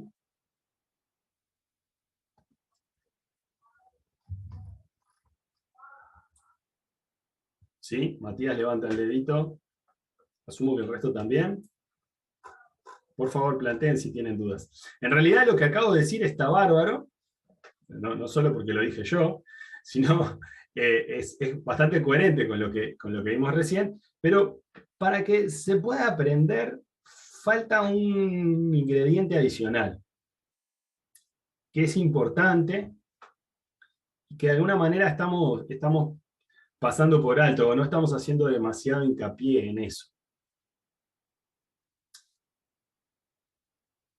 A ver si me explico. Lo que nos garantiza Hoeffding, o mejor dicho, Hoeffding modificado, asumiendo que lo podemos usar en un caso real, es que lo que yo veo es que no pierdo el vínculo entre la muestra y el dominio real. ¿Tá? Es decir, lo que yo veo en la muestra, lo voy a poder seguir viendo, lo voy a poder seguir sosteniendo en el espacio real. ¿Está bien? Pero para realmente haber aprendido, se tiene que dar eso, y además tiene que ocurrir que el error que obtengo en la muestra sea bajo. ¿Sí? O dicho de otra manera, la hipótesis que elijo sea buena. Nadie me garantiza eso, nadie me garantiza que yo, buscando en el conjunto de hipótesis, voy a poder elegir una H para la cual el error en la muestra es bajo. ¿Tá? Sin embargo, eso es muy importante para declararme vencedor en la tarea del aprendizaje.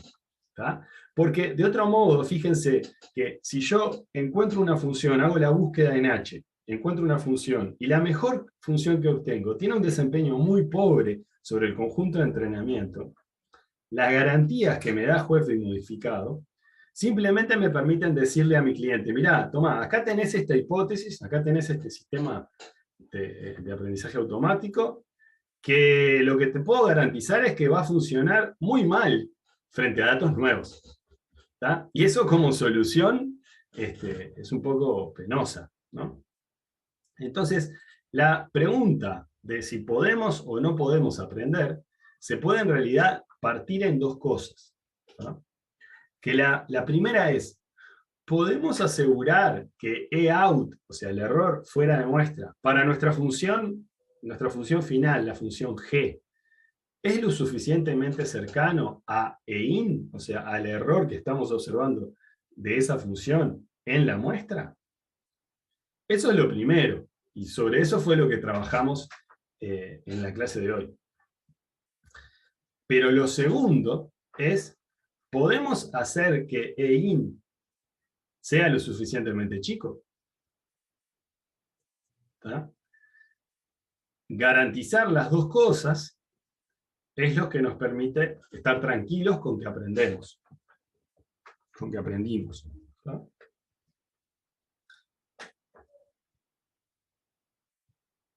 Y agrego una cosa más. ¿Se acuerdan que al inicio de la clase de hoy habíamos dicho, bueno, yo puedo intentar aprender frente a cualquier problema? Por ejemplo, puedo intentar aprender frente a un problema para el cual no existe un patrón. ¿Tá? Aún así, yo puede ser que no sepa que no existe un patrón, no sepa que no hay nada que aprender en ese problema, yo que sé, tengo datos aleatorios, por ejemplo, ¿tá? Y igual intento aprender, ¿no? Intento aprender. Lo interesante es que deberíamos poder verificar esta hipótesis o responder satisfactoriamente esta segunda pregunta para saber si aprendimos o no. Entonces, si yo no soy capaz de observar, de encontrar una función G dentro de las H de mi conjunto de hipótesis, para la cual el error dentro de la muestra sea lo suficientemente chico, entonces no puedo declarar que aprendí. ¿Tá? Y no debería generar esa solución o entregar esa solución a mi cliente. ¿Tá? Porque justamente no le puedo dar garantías de desempeño, no le puedo dar garantías de que la función G funcione bien. ¿Sí? ¿Se entiende esta reflexión final?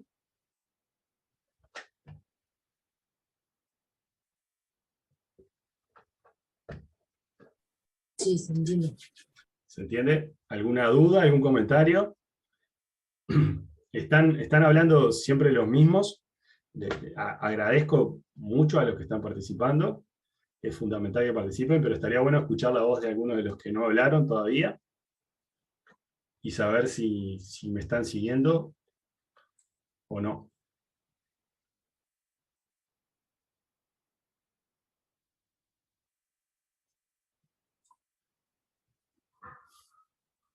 Vamos a hacer lo siguiente. Vamos a plantear un ejercicio más, ¿tá? para discutir estas cosas. Lo leo y también les doy unos minutos para pensar. ¿Tá? La idea es la siguiente. Alguien viene a ti con un problema de aprendizaje y un conjunto de datos con 4.000 puntos. 4.000 puntos, ¿será mucho? ¿Será poco? No sé. Y la cuestión es, ¿deberías producir una función G que aproxima a la función objetivo, que es obviamente desconocida? ¿Tá? Ese es nuestro trabajo como profesionales del aprendizaje automático. ¿Tá? Entonces, la pregunta es, ¿qué es lo mejor que puedes prometerle a la persona que viene con ese problema entre las siguientes opciones? La primera opción es, le proporcionarás una función G que garantizas que aproximará a F bien fuera de los datos de muestra, fuera de los puntos que esta persona te trae como conjunto de entrenamiento. La opción 2 es, le proporcionarás una función G y con alta probabilidad la función producida aproximará a F bien fuera de la muestra. Y la opción 3 dice, sucederán una de estas dos cosas. Después de aprender, declaras que has fallado, o produces una función g que aproxima bien a f fuera de la muestra con alta probabilidad. ¿Se entiende? Es un poco verborrágico el problema, pero creo que queda bien para discutir estas cosas. Entonces, los dejo un minuto para que piensen qué opción elegirían y un argumento para, cuál sería el argumento para justificar esa decisión, y ya lo discutimos.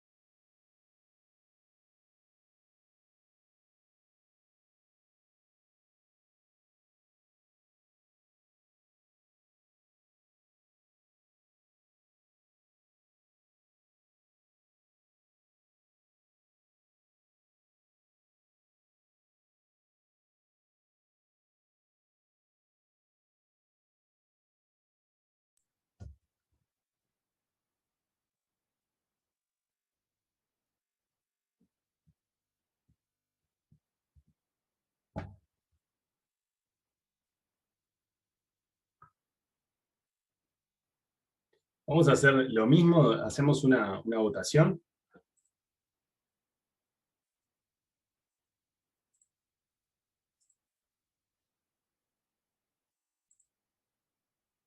Elijan de ahí una de las tres opciones.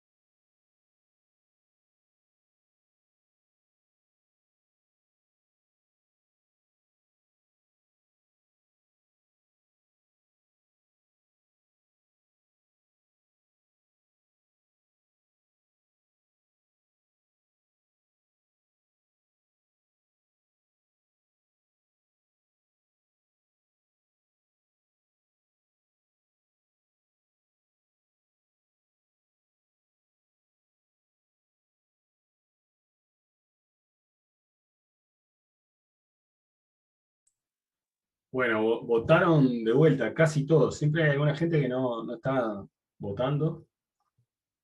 Me da curiosidad saber por qué es, si es porque no se entendió, si es porque no están pudiendo votar, porque, no sé, están viendo la clase por un celular o algo así. Pero un poco la idea de esto es podríamos hacer estas preguntas así al aire y que algún estudiante las responda, pero la idea es que todos participen un poco, ¿no? Y que todos se enfrenten al dilema de, bueno, tener que decidir qué responde. Así que nada, les pido que en la medida de lo posible todos participen de estas cosas. Nos da una noción a nosotros también de si se está entendiendo o no. Bueno, muy bien. Creo que sí, que se está entendiendo porque fue unánime, casi unánime, la respuesta por la opción 3. Me gustaría que, de todos modos, con sus palabras, alguno de ustedes argumentara por qué eligieron la opción 3. ¿Tá? La opción 3 y la opción 2 son parecidas.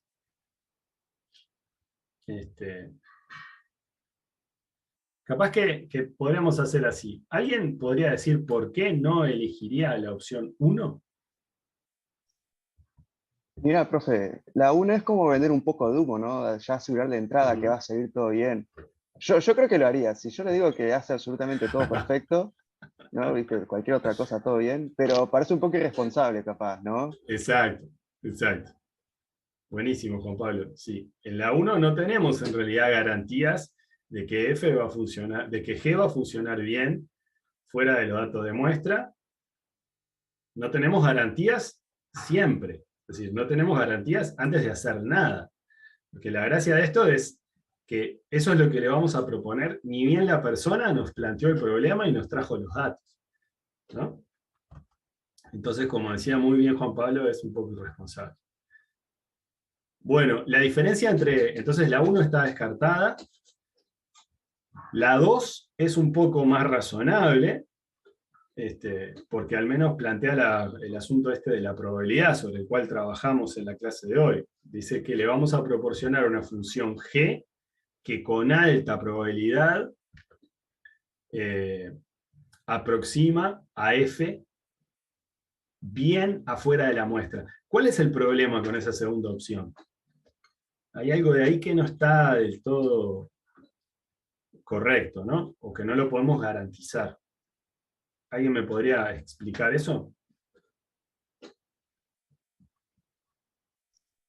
Y veo como que está en la misma situación, ¿no? Dice que con alta probabilidad va a aproximar.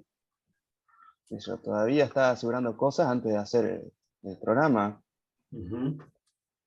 Yo diría que va por el lado de la desigualdad de Hofding, ¿no? Como que vos hallás algo y después con la desigualdad podés ver si tiene alta probabilidad o no.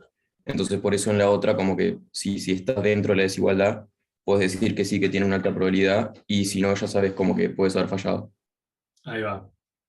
Sí, ahí va, estoy de acuerdo. Hay una razón más, o hay una situación más que podría... O sea, ustedes apelaron a, bueno, no tengo suficientes datos, por ejemplo, eso sería una posibilidad, por ejemplo, los datos para producir una cota razonable no son suficientes. Entonces la desigualdad de Hofding me da que la probabilidad es menor a 1000. ¿Está? Con lo cual no sé nada, ¿verdad? No estoy pudiendo, la probabilidad del suceso negativo que queremos que no ocurra, ¿se acuerdan? Que era que G esté lejos de F, ¿no? Fuera de la muestra. Ese suceso no lo podemos acotar de forma fehaciente, ¿no? Es decir, nos queda una cota que es inservible. Está muy bien. Eso es lo que decía Juan Pedro y alguno más. Pero hay otra situación más para la cual que puede indicarnos que fallamos. ¿Cuál es? Puede ser que el problema, para empezar, no tenga un patrón y que no exista una correlación. Entonces, o sea, a priori él te da el problema y capaz que no existe algo que se pueda aprender. O capaz que ni siquiera podés, o sea, vos le tirás un conjunto de hipótesis y ninguna de las que vos le tirás es acertada con la F que estás buscando. Exacto. ¿Y cómo te darías cuenta de que estás en esa situación?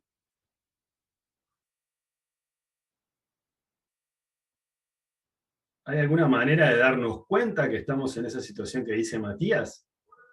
Porque está bien, eso puede ocurrir. Matías dijo lo siguiente: puede ocurrir que el problema que quiero resolver en realidad no sea soluble, es decir, no haya un patrón que aprender a partir de los datos que me permita resolver el problema.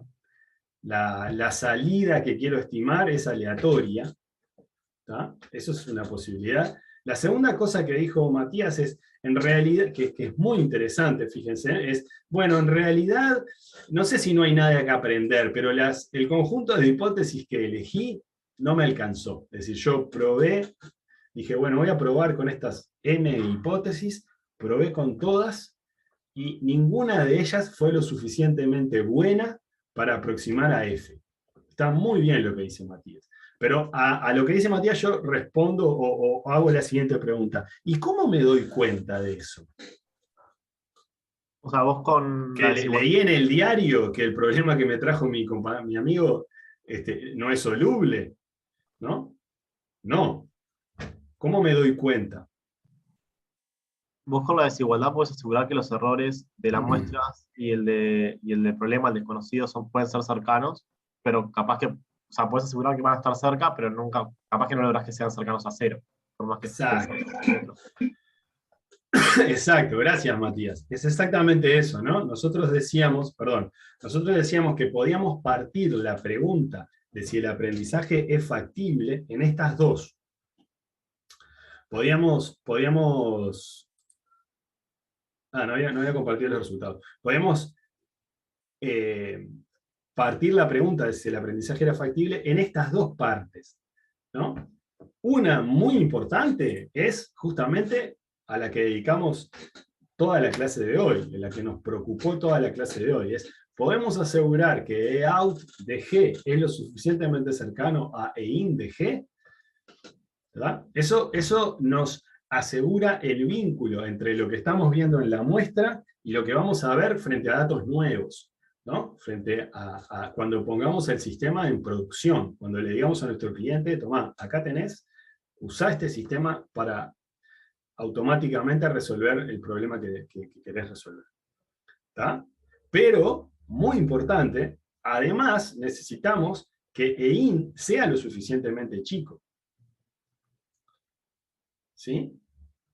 Porque ahí EIN nos asegura, un EIN lo suficientemente chico nos asegura que estamos haciendo una buena aproximación de F, que G es una buena aproximación de F.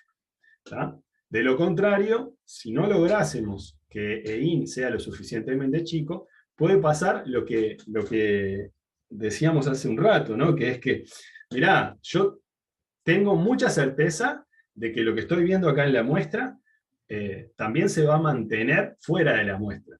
Pero si lo que estoy viendo en la muestra es malo, es decir, mi función G es terrible para resolver el problema, entonces lo único que sé es que también va a ser terrible fuera de la muestra.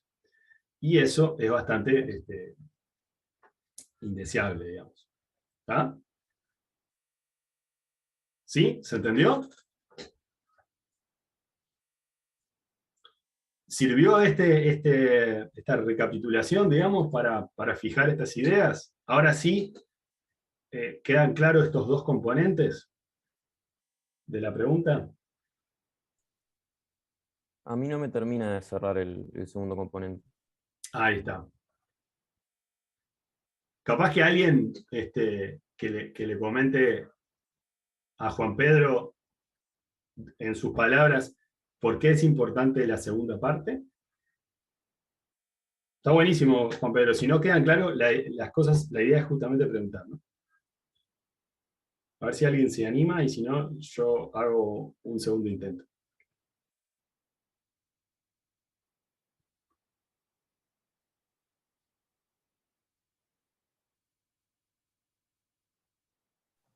O sea, a ver si capaz que lo puedo explicar bien. Vos con la pregunta 1, que es tipo la relación entre los dos errores, que es tipo el que tenés en la muestra y el que tenés en realidad en el bolillero, como así decirlo en el ejemplo, vos podés asegurar con la desigualdad de Hofding que van a estar cercanos bajo ciertos, o sea, con ciertas muestras, etcétera, etcétera. Y con ciertos parámetros, ¿no? Cantidad de muestras, factor epsilon tolerancia, y en el caso de la Hofding modificada, m, que sería la cantidad de hipótesis. Claro, vos podés asegurar que van a estar cerca. Van a estar cerca. Y puedes achicarlo tanto como vos quieras, en realidad, agarrando bien los parámetros. Pero sí, capaz exacto. pero achicar, o sea, asegurarte de que los errores están cerca, no implica que los errores estén cerca de cero, sino cerca entre sí. Y vos querés que en realidad esté lo más cerca de cero posible los dos. Para saber que tu función funciona bien. No solamente que funciona bien respecto que muestre que las muestras funcionan bien con respecto al bolillero, sino que ambos funcionan bien con respecto a H. Digo a H, no a F. O sea, que G funciona bien con respecto a F. Y para eso tienen que estar cercanos a cero. Exacto. Juan Pedro. Está perfecto. Ahí quedó, sí. Gracias. ¿Sí? ¿En serio? Sí, insisto, sí, no, yo no voy a perder la oportunidad de decirlo de vuelta. Que es que yo elijo una hipótesis G, ¿está bien? Y lo que me asegura Hofding es algo muy importante, pero no suficiente. Que es, que el error que yo veo en la muestra, ¿tá?, se mantenga fuera de la muestra. ¿Tá? Eso me asegura Hoeffding. Es decir, que hay un vínculo entre lo que veo en la muestra y lo que veo fuera de la muestra. ¿Tá? Pero mi hipótesis G, la que termino eligiendo, por diferentes razones, hoy Matías decía, porque no hay un patrón que aprender en los datos de entrenamiento, porque mis hipótesis no fueron lo suficientemente adecuadas, ¿tá? Puede ocurrir que la función G que termino eligiendo es una mala aproximación de F. ¿Tá? Y si es una mala aproximación de F, Hoeffding lo que me puede decir es, mirá, lo que estás viendo en la muestra va a ser lo mismo que vas a ver fuera de la muestra. Pero solo el valor del error, ¿tá?, si el error es realmente pequeño o no, es quien me dice cuán buena es esa aproximación de F. Cuán buena es G para aproximar a F. Entonces deberían cumplirse ambas cosas a la vez para declarar que efectivamente fuimos exitosos en el aprendizaje. Lo interesante, y con esto termino, no los jorobo más, es que si el error no es lo suficientemente chico, entonces voy a poder detectar ese problema a priori, y de esa manera voy a decir, bueno, lo intenté, como decía acá, ¿no? Lo intenté, pero no pude, ¿no? Es decir, después de aprender, fallé. ¿Tá? Y una de las razones por las cuales puedo haber fallado es porque mi EIN no es lo suficientemente chico. Entonces no tiene ningún sentido darle esa G a mi cliente, porque yo sé que esa G es una mala aproximación de F. ¿Está bien?